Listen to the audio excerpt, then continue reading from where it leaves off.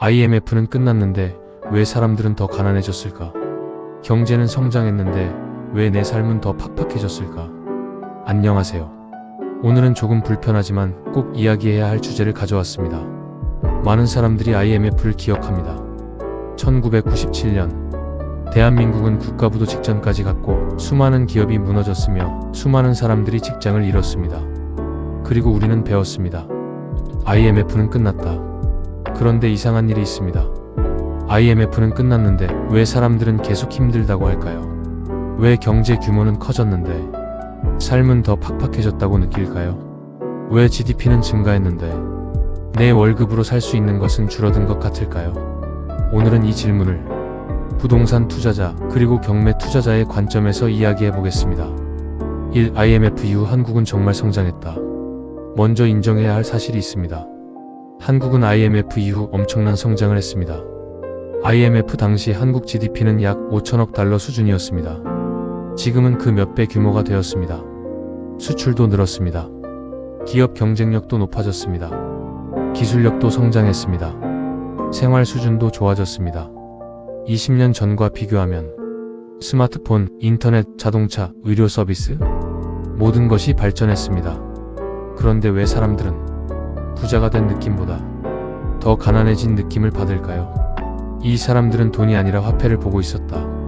여기서 중요한 개념이 하나 나옵니다. 바로 화폐 가치입니다.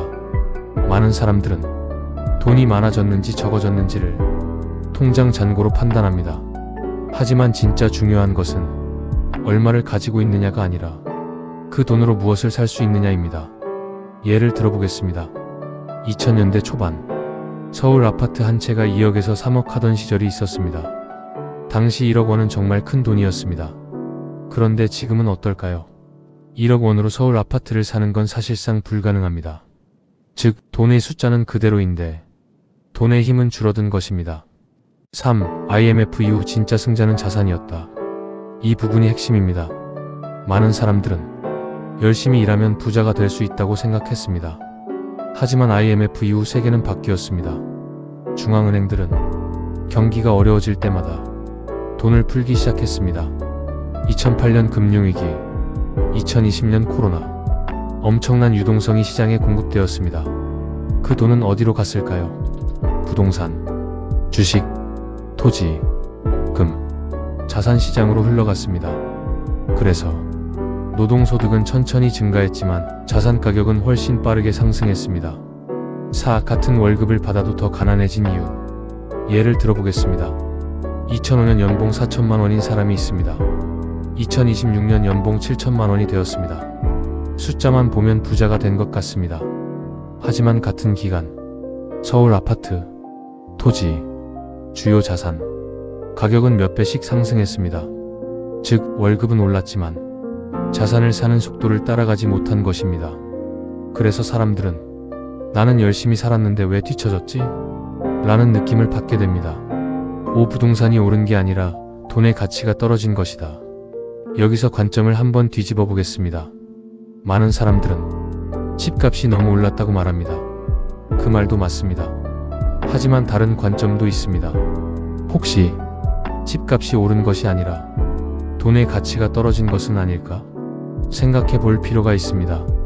예를 들어 금 가격, 비트코인, 토지, 주식, 부동산 대부분의 실물 자산은 장기적으로 우상향했습니다. 공통점이 있습니다. 화폐를 기준으로 측정했다는 것입니다. 그래서 투자자들은 가격보다 화폐 가치의 변화를 먼저 봅니다. 6. 그래서 부자들은 왜 계속 부동산을 살까? 많은 사람들이 궁금해합니다. 부자들은 왜 계속 부동산을 살까? 그 이유는 의외로 단순합니다.